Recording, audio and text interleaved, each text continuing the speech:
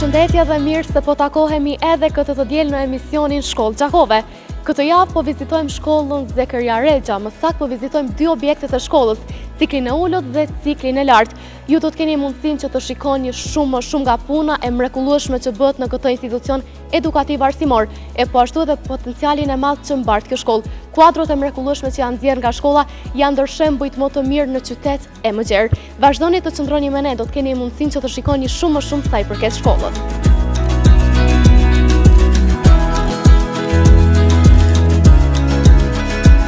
Shkolla fillore e mesme e ulët Zekeria Rexha u themelua me vendim të kuvendit të komunës së Gjakovës me 29 prill 1964.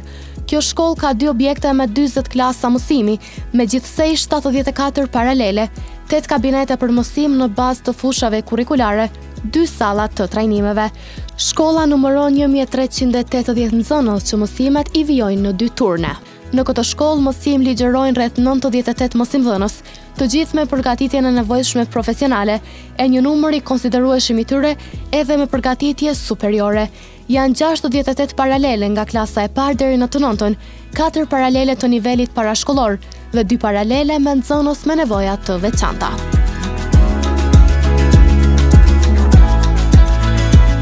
Intervistën e parë në këtë institucion edukativ arsimor më përkatësisht në shkollën Zekeria Rexha do ta zhvillojmë me drejtorin e shkollës Flora Trudi. Përshëndetje drejtor. Përshëndetje dhe mirë se erdhët. Mirë se ju gjetëm, shumë faleminderit për pritjen. Atëherë drejtor, do të na përkufizonit rrugtimin e shkollës Zekeria Rexha ndër vite. Si do e përshkruanit mjedisin arsimor? Këtë vit shkolla Zekeria Rexha bën 70 vite të themelimit të saj dhe është një 70 vjetor të cilin ne po presim me padurim. Është një punë, një angazhim, një sakrificë, një mund i gjithë këtyre kolegëve të cilët kanë qenë edhe kolegë drejtor para meje, po edhe kolegëve drejtor të cilët do ta kemi një mundësi të artë për me ngrit edhe me qu shkollën Zekeria Rexha përpara.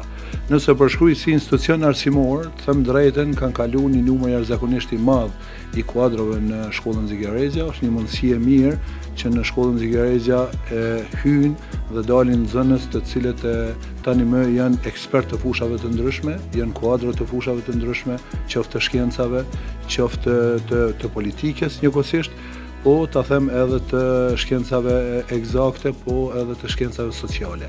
Është një mundësi e mirë që shkolla Zekeria Rexha ka bërë me gjithë këtë staf arsimor, edhe t'ju them të drejtën, një numër i madh i nxënësve të cilët e rrethojnë dhe një numër i madh i nxënësve të cilët gjenden në shkollën Zekeria Rexha normalisht që gjithmonë do gjenden kuadro të mira dhe gjithmonë do të kemi, unë gjithmonë e precizoj, yje të mirë të cilët do ta përfaqësojnë shkollën Zekeria Rexha.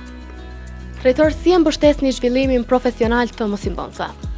Është një mundësi e mirë në shkollën Zekeria Rexha. Në kohët e fundit e kemi nxjerr vitin e kaluar, kemi nxjerr një raport të zhvillimit profesional me bazë në shkollë, në kuadër shkollës tonë dhe me grupin e ekspertëve që kam në kuadër të shkollës.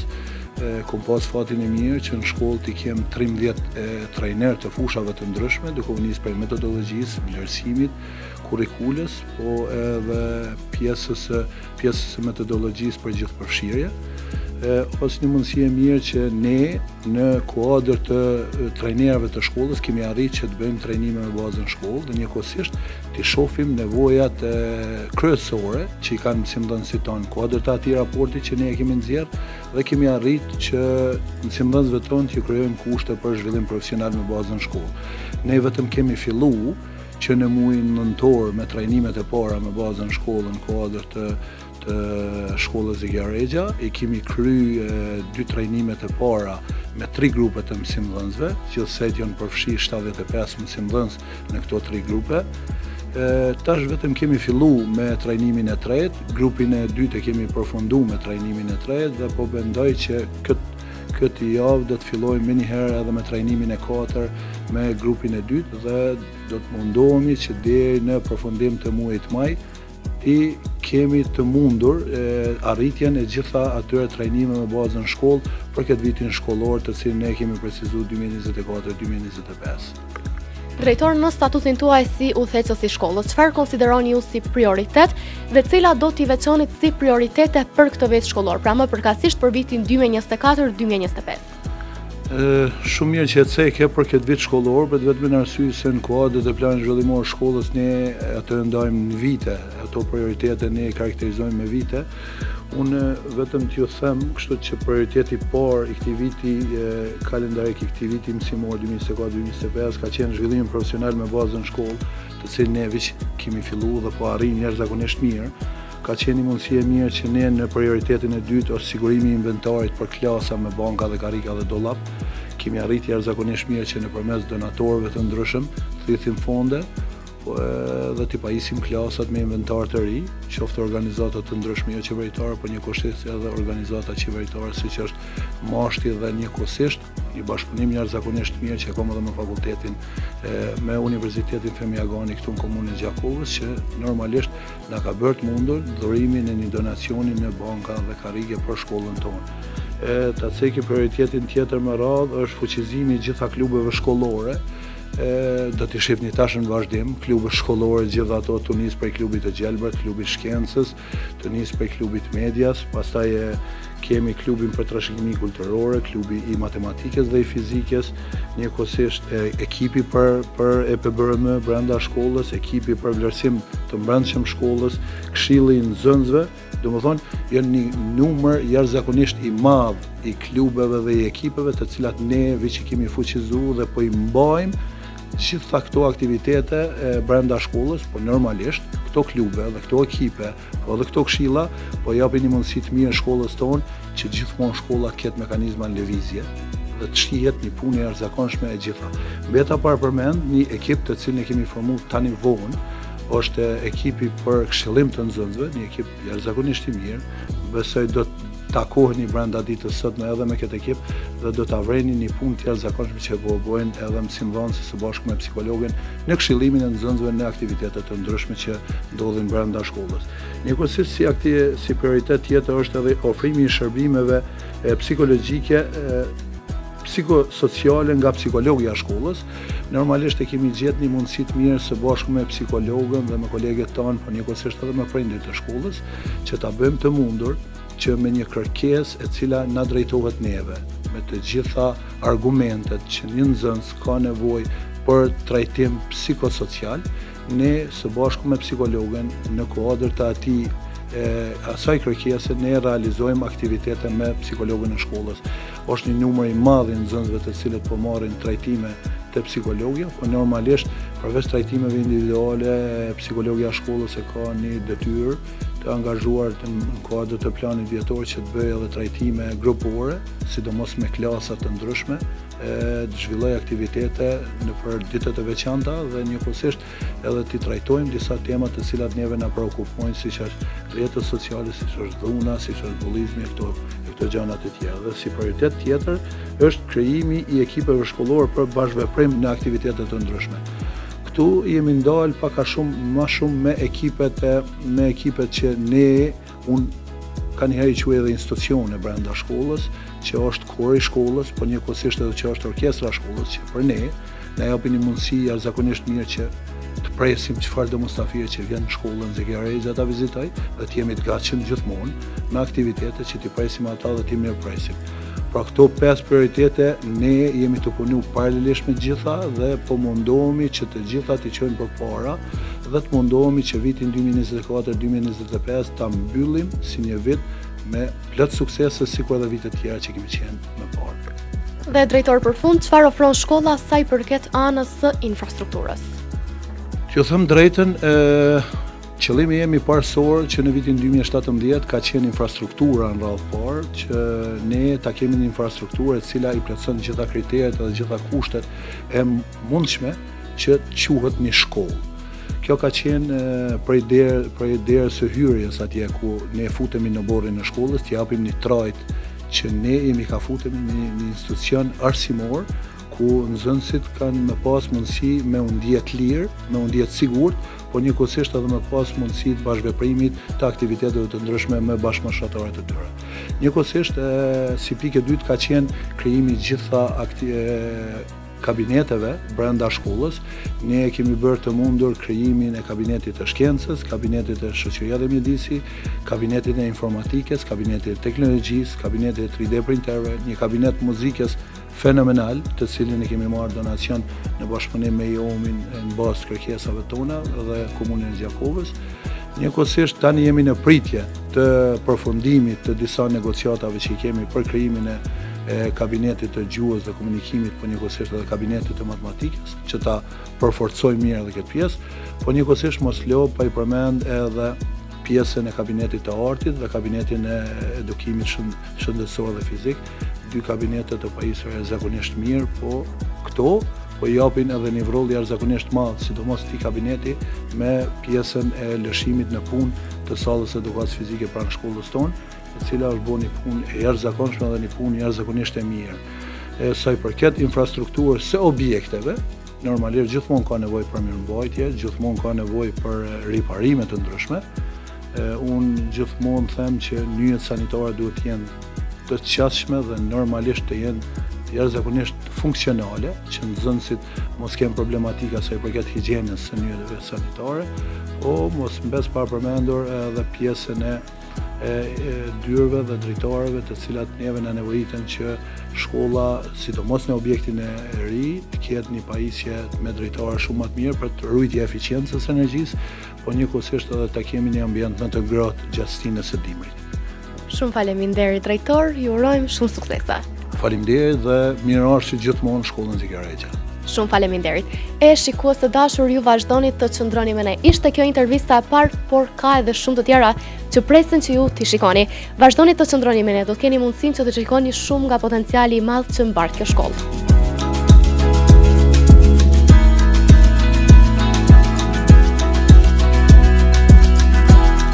Duke qenë se shkolla është ndarë në dy objekte, zëvendës drejtorët, njëri në ciklin e ulët dhe tjetri në ciklin e lartë, të dytë kujdesen që të ruajnë cilësinë dhe të administrojnë punën në këtë institucion edukativo arsimor.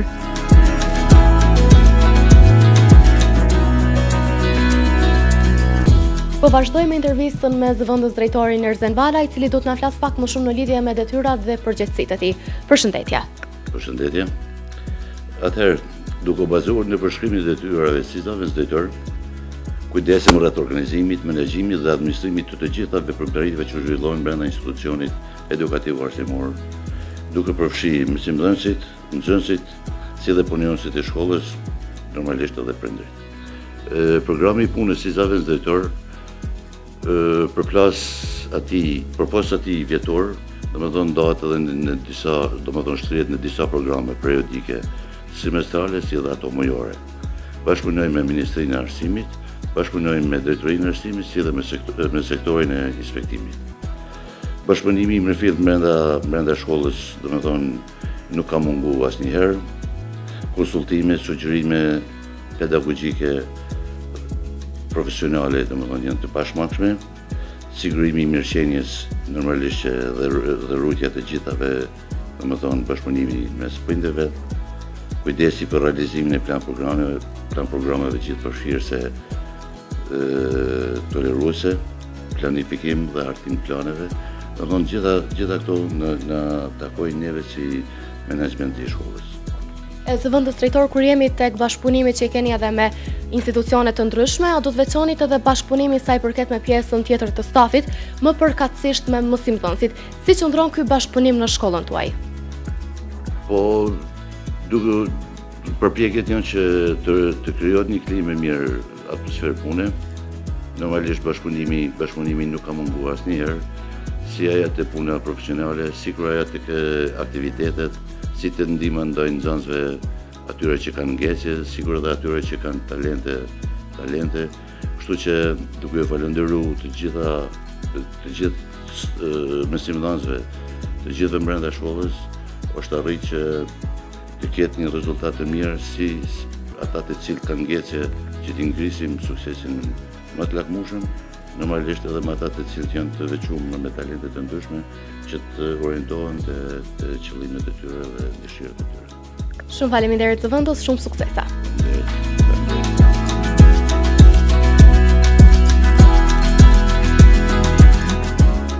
Me zëvendës drejtoreshën Shot Mahmuta Bezera do të flasim pak më shumë në lidhje me rolin e saj e edhe me pjesën e menaxhimit të shkollës. Përshëndetje. Përshëndetje. çfarë konsideroni të nevojshme të shtoni në shkollën tuaj, qoftë për nga ana infrastrukturore, qoftë edhe për nga ana e cilësisë së arsimit? Sa i përket infrastrukturës, mirëmbajtja e objekteve është e domosdoshme koshme në dyrë dritare, si dhe në nyjet sanitare ku dihet që kemi një numër të madh të nxënësave. Si e mbështesni zhvillimin profesional të mosimdhënësve në mënyrë që të krijohet një mosimdhënie sa më efektive dhe adekuate?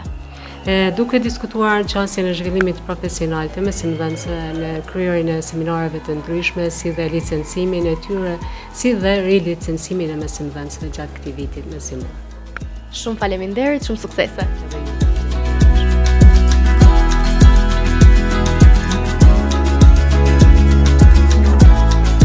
Punët administrative të ndryshme në këtë shkollë dirigjohen nga sekretarja.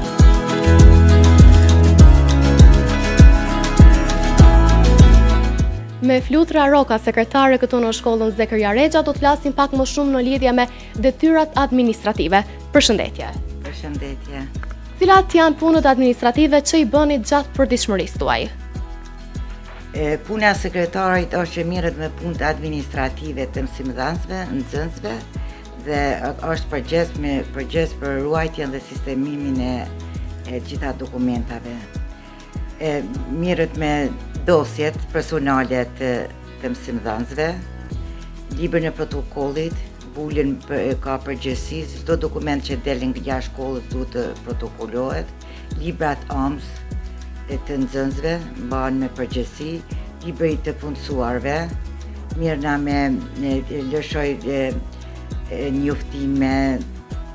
njoftime, vendime, vërtetime, çdo që janë përditshme. Kam mbikëqyrë arhivin e shkollës, përpiloj fletkalime të nxënësat që bojnë lëvizje gjatë vitit shkollor prej një shkolle në shkollë tjetër apo që dalin jashtë shtetit. Në fund të vitit merrem me statistikat e suksesit të nxënësve dhe pastaj i regjistroj në sistemin SMIA. Me njoftimin nga drejtoria e arsimit, e bëj regjistrimin e nxënësve të klasëve të para dhe parafillor, bashkë me drejtorin dhe me zavencin e bëj mendarjen dhe sistemimin e tyre. Jam përgjegjëse për mbikëqyrjen e personelit tekniko shërbys, i kontrolloj higjienën brenda objektit të shkollës dhe jashtë objektit të shkollës dhe kryej detyra që më cakton drejtoria e arsimit apo Ministria e Arsimit. Sa nxënës se frekuentojnë shkollën tuaj, ose sa nxënës mbajnë mësim në shkollën tuaj? Gjithsej në shkollën tonë janë 1376 nxënësa. Faleminderit shumë. Faleminderit.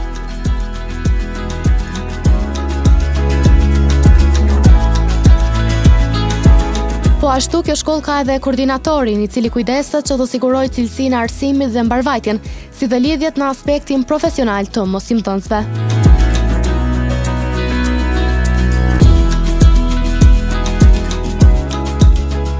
Me koordinatorin për sigurim të cilësisë Adrian Rudi do të flasim pak më shumë në lidhje me punën e tij të përditshme dhe rolin e tij në këtë shkollë. Përshëndetje.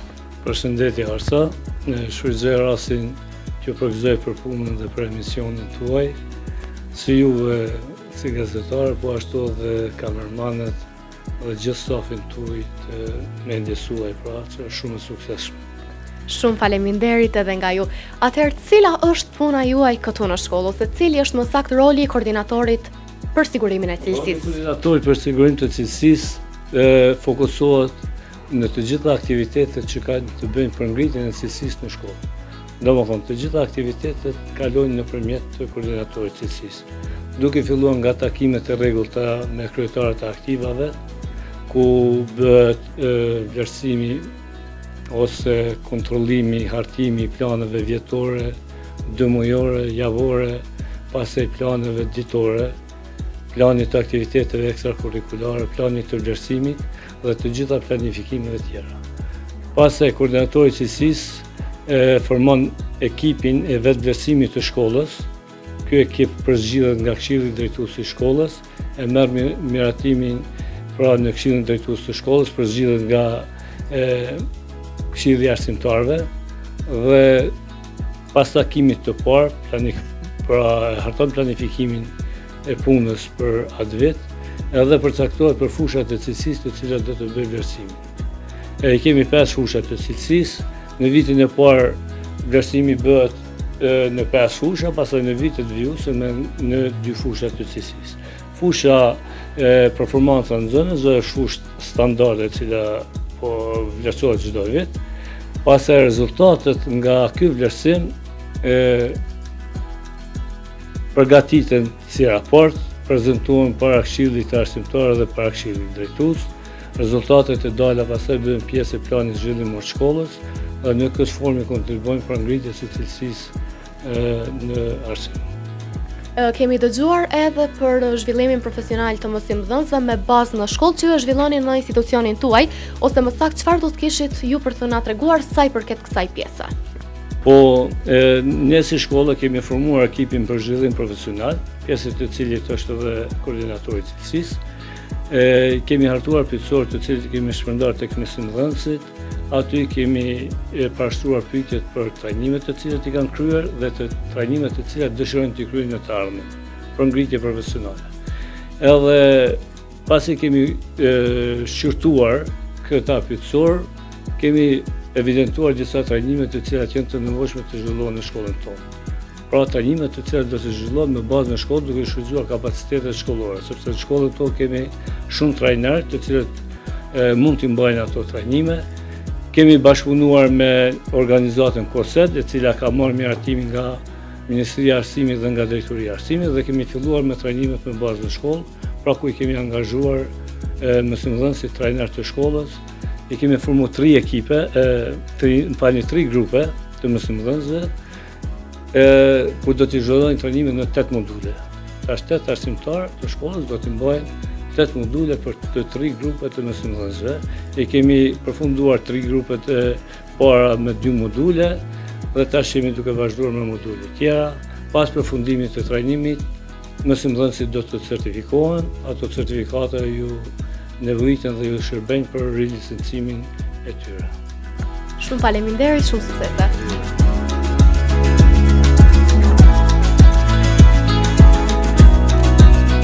Veç tjerash në këtë shkollë mbahen edhe mbledhje të ndryshme me aktivet profesionale, përkatësisht për të parë edhe më shumë procesin që zhvillohet në institucion.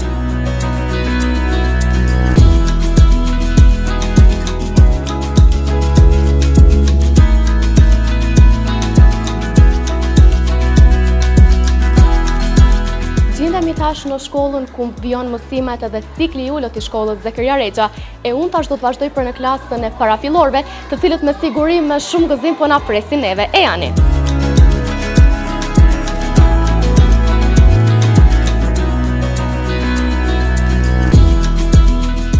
Mësimet parafillorëve në këtë grup ju shpjegojnë edukatorët Lindita Shala Zeka dhe Djellza Mala Mamusha, e bashkë me nxënësit, neve na pritën aktivitete të ndryshme, duke na treguar se çfarë zhvillojnë ata gjatë një ore mësimore.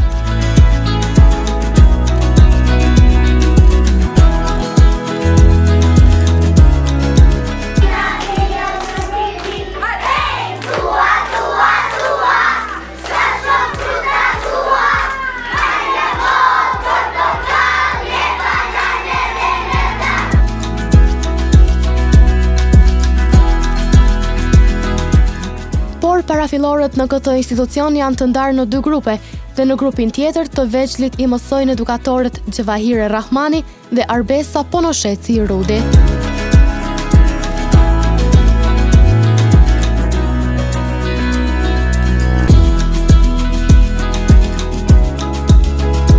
Cikli i ulët në objektin e vjetër të shkollës zhvillon mësimin në 2 turne, teksa ne vizituam 2 klasë që ishin përgatitur me aktivitete të ndryshme.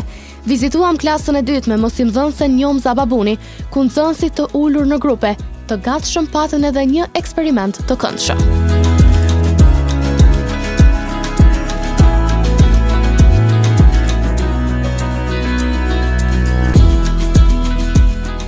Shuajbi neve tash do të na tregoj pak më shumë në lidhje me dëshirën e tij për eksperimente. Shuajb, çfarë janë eksperimentet për ty? Eksperimentet janë aventura të vogla që na ndihmojnë të kuptojmë me botën rreth nesh. Të lumt Shuaibe, shumë suksese, vazhdo të punosh edhe më shumë sepse projektet e bukura i bëni vetëm ju. Faleminderit.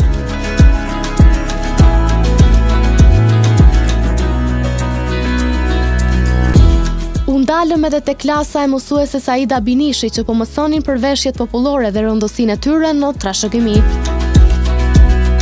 Një intervistë tjetër ne do ta zhvillojmë edhe me Jonin, i cili do të na prezantoj veshjet e zonës së Rogovës. Përshëndetje Jonja, na prezanton pak.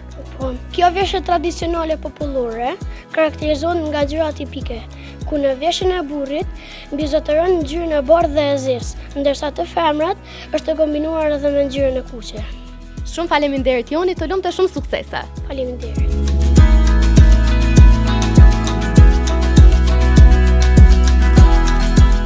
Tash unë do të flas pak me Ledion, i cili do të na shpjegoj pak më shumë në lidhje me hamerin që ai e ka përgatitur për veshje tradicionale. Përshëndetje Ledio, na shpjegon pak për hamerin? Unë sot kam përgatitur një hamer për veshje tradicionale, për veshjet popullore. Veshja e hasit është e njohur në të gjithë vendin tonë dhe është ndër më të bukurat. Për të vajzat janë shumë të bukura dhe ka një dras të bele që nevojiten për të mbajtur ujin ose kullanin. Veshjet popullore janë të njohura edhe si veshjet më të bukurat në të gjithë vendin tonë.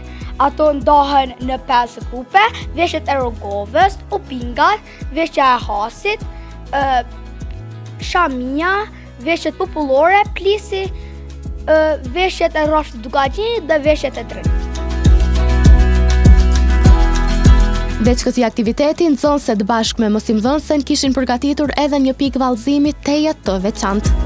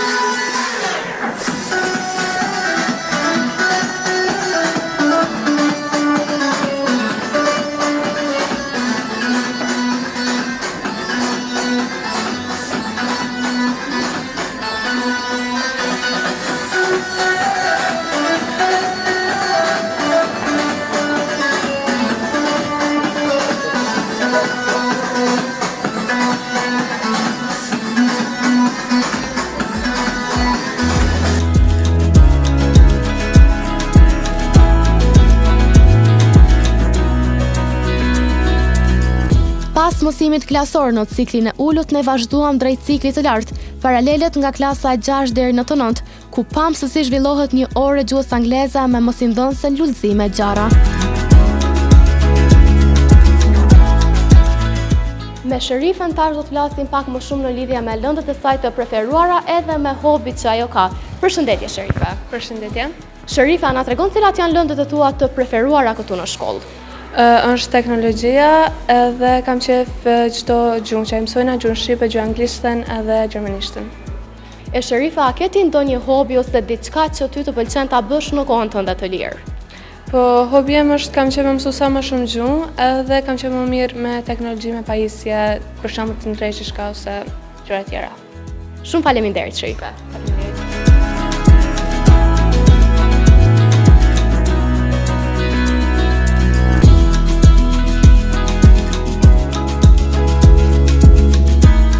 Orën mësimore në lëndë të ndryshme në shkollën Zekyria Rexha preferojnë ta zhvillojnë edhe në kabinete, e siç patëm rast të shohim orën në lëndën e matematikës me mësimdhënësen Fëllanza Zeka.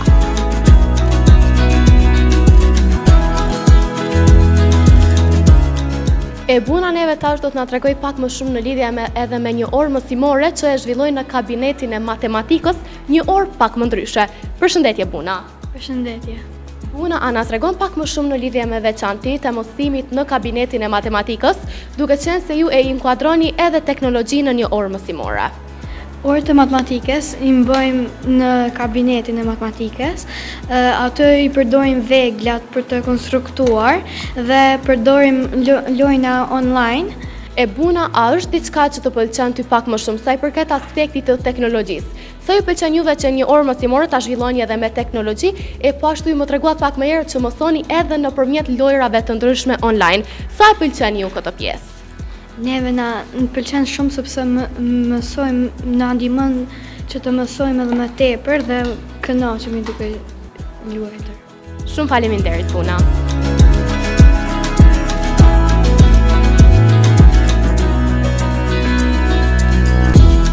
Veç tjera, shkolla ka edhe bibliotekën e saj ku gjenden më shumë se 5.000 tituj librash për nxënësit.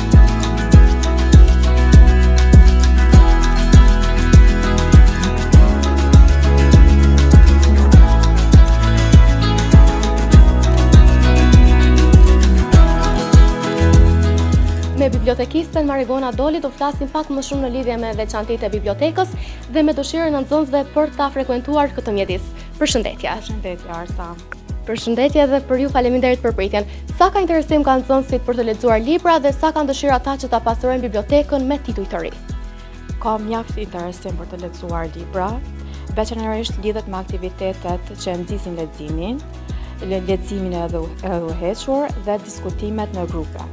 Gjithashtu, shpesh prejnë dëshiren për të pasur tituj të ri në bibliotekë, zakonisht libra me enciklopedi, ilustrime dhe tregime që janë tërheqëse për moshën e tyre. Për cili do të ishte zhanri që do ta preferonin pak më shumë fëmijët në varësi të titujve të librave që ju i keni edhe në bibliotekën tuaj? Në shkollën fillore zakonisht e preferojnë tregimet dhe përrallat për fëmijë që janë me fantazi, enciklopedi të ndryshme, me ilustrime, me figura që janë pak më tërheqëse për moshën e tyre dhe tregime që e tërheqin nxënësi. Gjithashtu, mos të harrojmë edhe librat edukativ që kanë temën e natyrës, kafshëve dhe në njerëzit. Shumë faleminderit, ju urojmë shumë suksese. Faleminderit edhe për juve.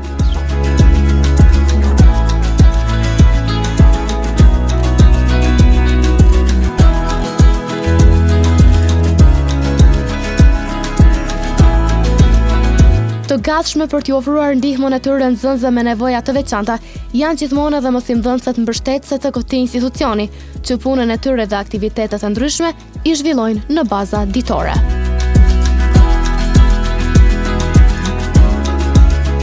Me Xhelana Bajrami, mësimdhënëse për edukimin dhe arsimimin e fëmijëve me nevoja të veçanta, do të flasim pak më shumë në lidhje me punën e saj të përditshme, po ashtu edhe si kryetare e aktivit të këtij ekipi. Përshëndetje. Përshëndetje. Unë jam mësimdhënëse në edukimin dhe arsimimin e fëmijëve me nevoja të veçanta, gati që 20 vjet punoj me këta fëmijë. Para 2 vite ka qenë klasë e bashkangjitur, me ndryshimin e politikave arsimore kjo klasë shndrohet në klasë burimore. Kjo klasë është financuar nga USAID në bashkëpunim nga UNICEF-in bashkëpunim me USAID. Këtu kemi edhe pajisjet që na i kanë ofruar ata si organizat, gjitha materiale didaktike, modifikimin e njësive, lëndëve i bëjmë së bashku me antarët e grupit. Njëherët jam edhe kryetare aktive, si që cekët edhe në fillim, diskutojmë për planifikojmë, realizojmë, marrim pjesë në hartimin e planeve individualeve, instrumenteve, gjitha. Shumë faleminderit.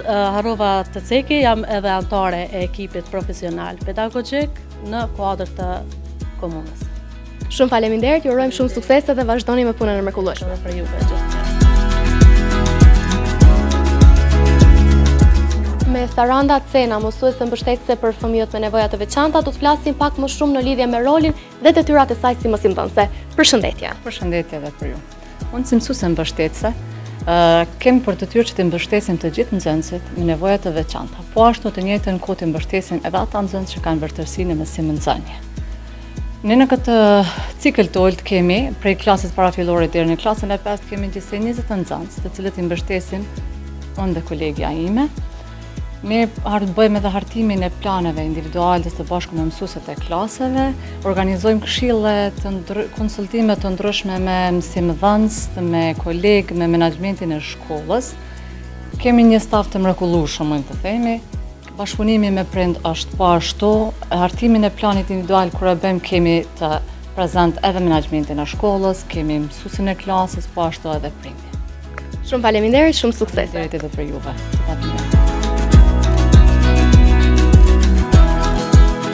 Me Marigona Leshik-Mnova, mësimdhënëse mbështetëse për fëmijët me nevoja të veçanta, do të flasim pak më shumë në lidhje me aktivitetet që i zhvillojnë ky ekip, e po ashtu dhe me inkuadrimin e nxënësve fëmijëve me nevoja të veçanta në aktivitete. Përshëndetje. Përshëndetje. Të gjithë nxënësit me nevoja të veçanta janë pjesë, domethënë, e aktiviteteve që zhvillojnë në shkollën tonë.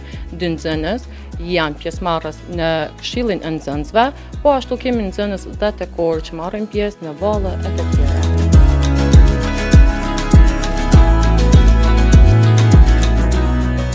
Me Bler Tashlaku, asistente për fëmijë me nevoja të veçanta, do të flasim pak më shumë në lidhje me punën e saj të përditshme. Përshëndetje. Përshëndetje.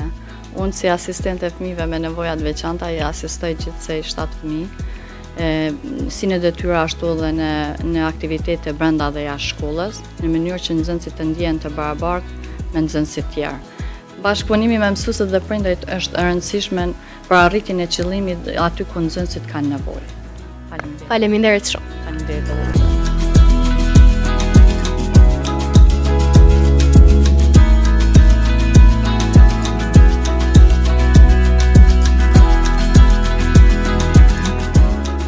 Diçka e veçantë dhe më ndryshe në këtë institucion është këndi për trashëgimi kulturore, ku të gërshetuara mes vete gjenden artefakte të rëndësishme që padyshim kanë lënë gjurmë në krijimin e vlerave të shtetit tonë.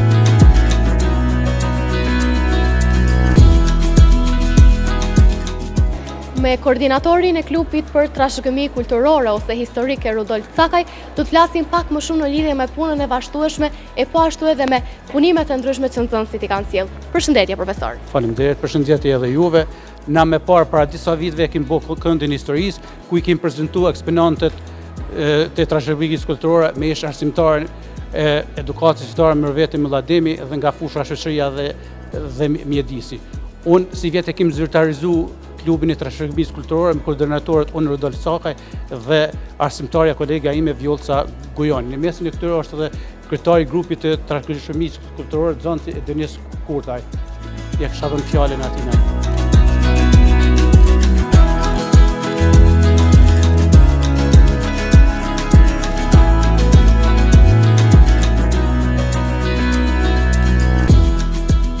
Me Edonisin jemi këtu përsëri në kabinetin ose në klubin këndin e historisë për trashëgimi kulturore.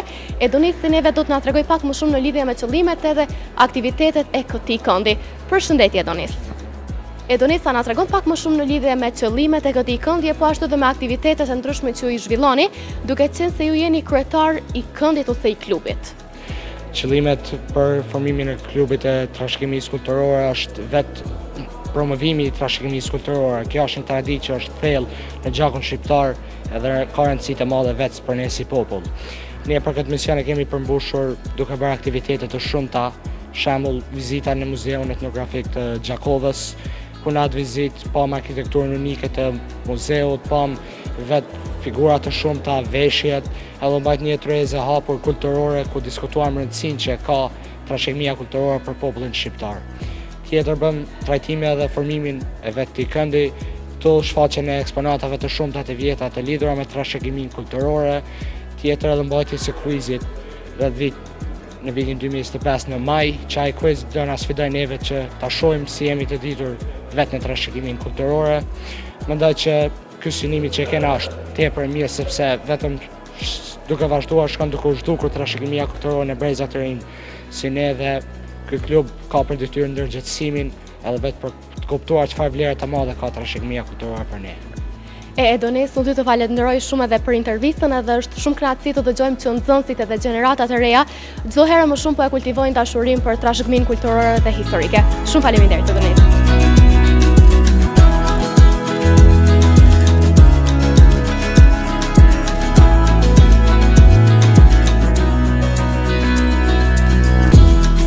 Shkolla ka edhe ekipin për parandalimin dhe reagimin ndaj braktisjes dhe mos regjistrimit të nxënësve, duke veçuar edhe disa suksese për vitin shkollor 2024-2025.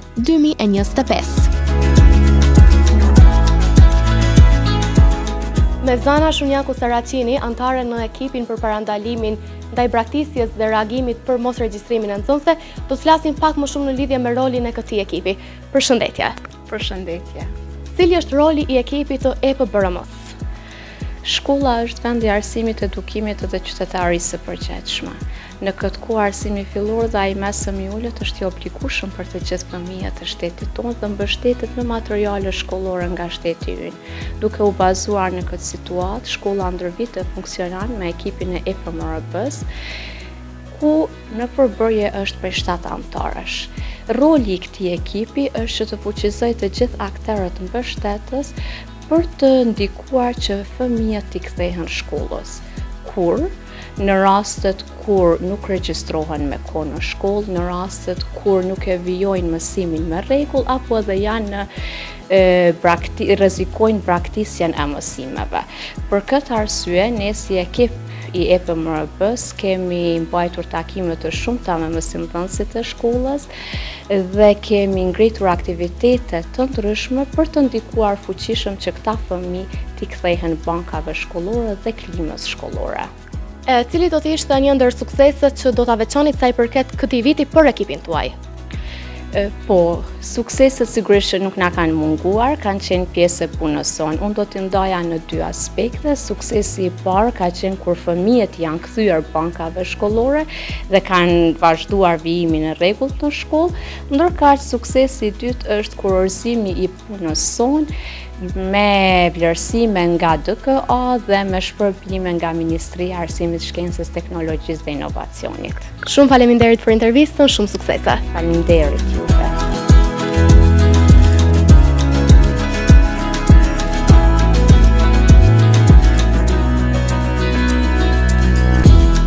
Klube të ndryshme në interes të nxënësve gjejnë zbatim në institucionin edukativ arsimor Zekeria Rexha, në mënyrë që nxënësit të kenë mundësi të përvetësojnë, e po ashtu të janë edhe më pranë aktiviteteve të ndryshme të klubeve, siç ne patëm rastin të vizitojmë më nga afër kabinetin e informatikës.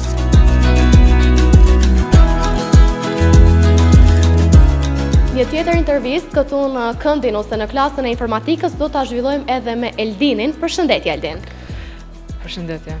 Cilat janë disa nga pajisjet që ju i përdorni në një orë këtu në kabinetin e informatikës? Në kabinetin e informatikës përdoren shumë pajisje teknologjike, siç janë edhe në tavolinë, por në qendër të gjitha këto pajisjeve teknologjike është mikrobiti, i cili përndryshe është çep elektronik, i cili me anë të kodimit mund të kontrollojë shumë gjëra në jetën e njerëzit. Eldini e pam pak më parë edhe me anë të pamjeve për mikrobitin ose pajisjen të cilin ju e keni bërë, por që ajo shkon edhe sipas instruksioneve. A më tregon, a është të vështirë që ju ta bëni një punë të tillë? Jo, po vetëm kërkon durim. Atëherë unë ty të uroj shumë suksese, ty e po ashtu edhe anëtarëve të tjerë të ekipit. Shumë faleminderit.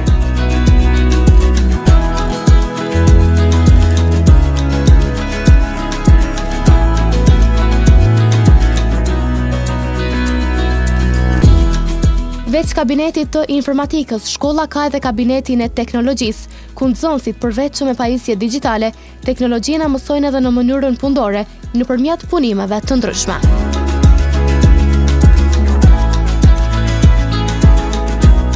Me Tuanën tash do të flasim pak më shumë në lidhje me punën e kabinetit të teknologjisë. Përshëndetje Tuana. Përshëndetje.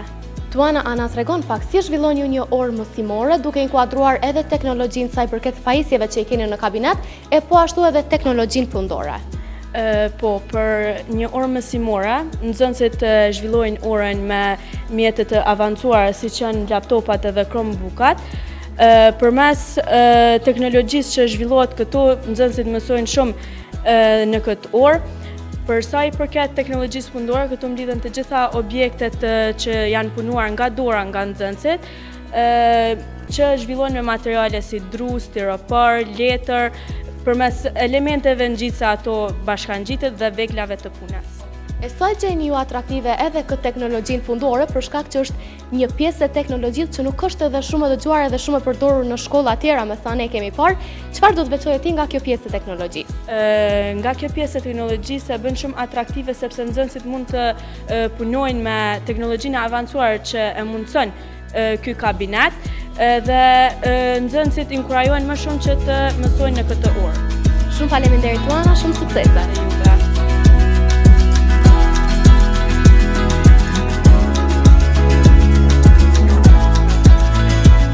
Në kuadër të shkencave, shkolla ka edhe kabinetin e 3D printerave, një lëmi pak më ndryshe ku nxënësit dizajnet të ndryshme që i zhvillojnë në formë digjitale, në kompjuter, mund t'i shohin edhe në realitet.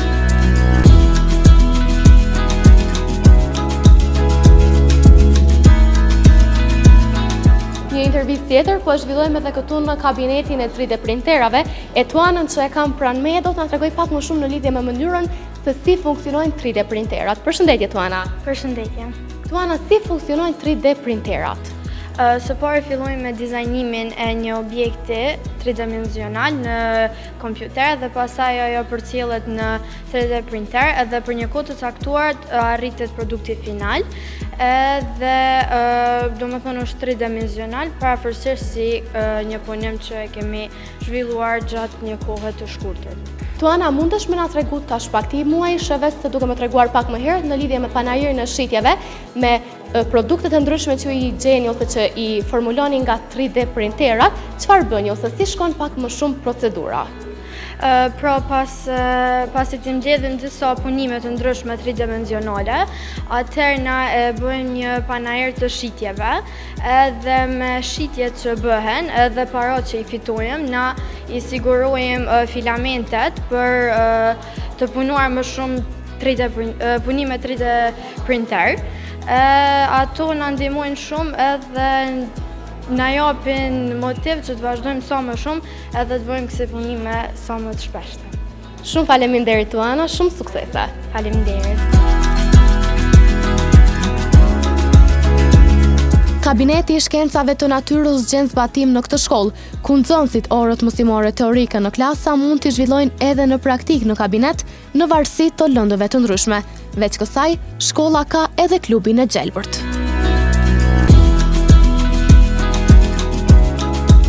Jemi këtu në kabinetin e klubit të gjelbërt, unë pranë meje kam Arin i cili do të na tregoj pak më shumë në lidhje me aktivitetet që ata i bëjnë vazhdimisht. Përshëndetje Ari. Përshëndetje.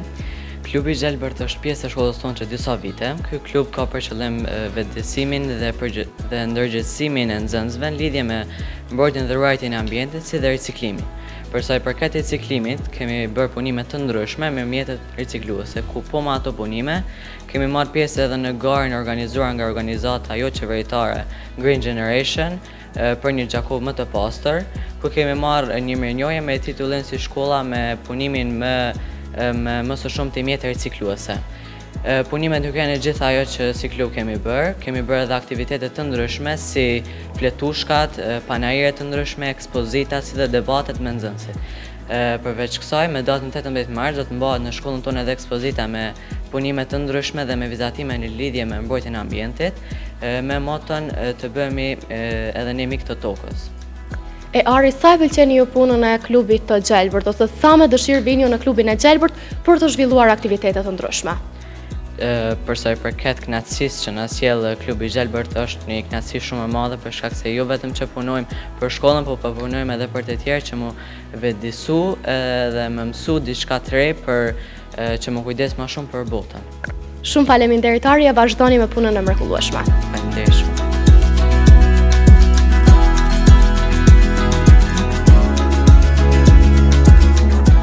Jemi përsëri tek kabineti i shkencave natyrore, e pas intervistës që zhvilluam ne me Ari, sa i përket klubit të gjelbërt, tash do të flasim edhe me Dhuratën, e cila gjendet në klubin e fizikës. Përshëndetje Dhurata. Përshëndetje. Dhurata, na tregon pak më shumë në lidhje me punën që e bën klubi i fizikës dhe me mënyrën se si ju mësoni dhe si demonstroni projekte të ndryshme. Çdo orë mësimore që e zhvillojmë në klasën, e vim në kabinetin e shkencave të natyrës për të bërë punë praktike dhe demonstrime të punëve që ne bëjmë. E çfarë do të veçoje ti nga projektet që të kalon më së shumti breza sa i përket pjesës së klubit të fizikës? Cili është ai projekt që ti e ke pëlqyer pak më shumë? Kjo është projekti që më ka pëlqyer më së shumti, është këtu paraqesim ligjin e Newtonit, që ai thotë që objekti ndryshon lëvizjen nëse ne përdorim forcën mbi të, sikur e kemi demonstruar. Nëse ne e shtypim këtë, do të ngritet rakita. Shumë faleminderit Dhurata, unë t'ju uroj shumë sukses e vazhdoni me punën e mrekullueshme, sepse me të vërtet punimet jo vetëm që kënaqin syt, po kënaqin edhe zemrat e të gjithë neve që vim të i shikojmë, po ashtu dhe shikuesve tanë që po na ndjekin në këto momente. Shumë faleminderit. Faleminderit.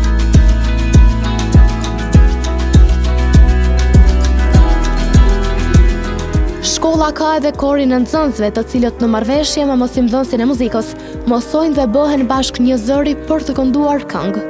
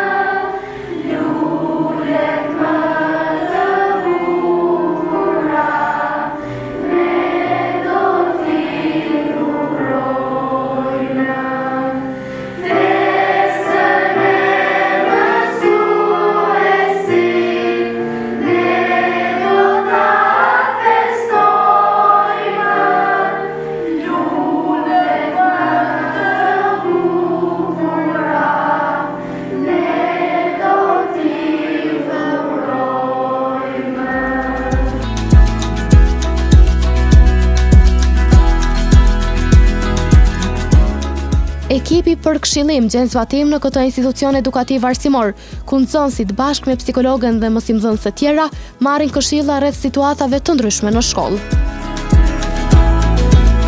Me psikologen Jom Zamorina do të flasim pak më shumë në lidhje me rolin e psikologut në shkollë dhe sa gjejnë nxënësit mbështetje në këtë pozicion. Përshëndetje. Përshëndetje. Faleminderit shumë. Siç e dim, shkolla është institucion edukativ arsimor, por të njëjtën kohë rëndësi të veçantë ju japim nxënësave dhe rreth mirëqenies të tyre.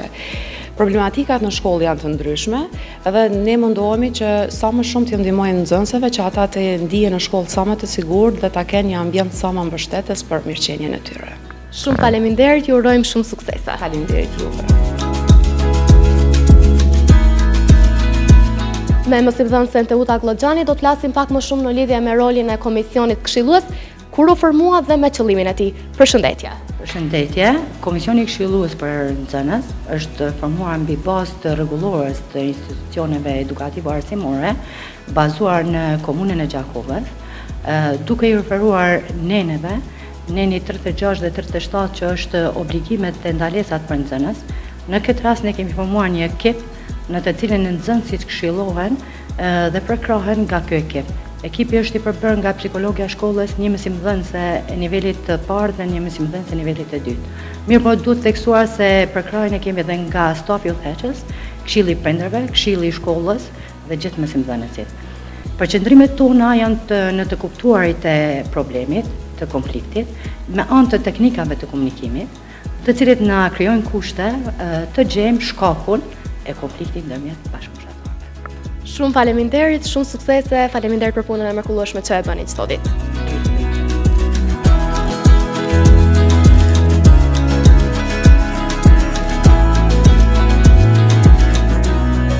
Në shkollën Zekeria Rexha ekziston edhe salla e edukatës fizike, ku nxënësit në bashkëpunim me mësimdhënësit mësojnë në orët e caktuara, duke ndërlidhur lojën dhe aktivitetin fizik për një mësim sa më cilësor.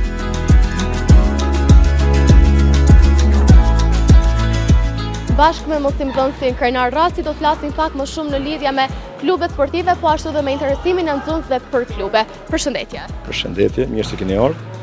Mirë se ju gjetëm, faleminderit. A ka shkolla juaj klube sportive dhe sa kanë interesim nxënësit për t'ju bashkangjitur këtyre klubeve? Po, interesimi në shkollën tonë është mjaft i madh tek nxënësit. Çdo fillim vit shkollor, aktiv joni edukatës fizike, e bojmë përzgjedhjen e nxënësve, i formojmë klube sportive, siç janë për shembull klubin e ping-pongut, shahut, basketbollit, futbollit, voleybollit dhe shumë radhë. dhe përgatitemi përveç 2 herë në javë që kanë edukatë fizike, që kanë obligative, i kanë edhe 3 orë shtesë gjatë javës që dalin si aktivitet shtesë që mirën me garat të ndryshme. Pra, përgatitemi për garat që i kemi çdo vit, garat komunale që janë kuadër të Federatës Sportit Shkollor. Pra interesim ka nxënësit ka mjaftueshëm, por a janë disa nga sportet që ata i preferojnë pak më shumë, ose cilat do t'i veçoni që janë më të preferuara nga nxënësit? Fatmirësisht në shkollën tonë është një numër i madh i nxënësve që janë aktiv nëpër klubet të ndryshme sportive, domethënë komunën tonë. Vlen të seket që në klubet e futbollit të ndryshme ka interesim shumë të madh, si djemt ashtu edhe vajzat, po ashtu edhe në volejboll, në klubin e volejbollit, domethënë vëllazënimi, ka interesim mjaft madh. Edhe në basketball ka interesim të mirë, të marrë parasysh të sporti handballit, problemet që kanë pas viteve të fundit klubi i vëllazënimit handballi, aty kemi pak ngecje, po shpresim që shumë shpejt më ringjallë edhe një herë do të thotë klubi i handballit dhe më aktivizojmë nxënësat sa më shumë edhe në handball. Shumë faleminderit, shumë suksesa. Faleminderit.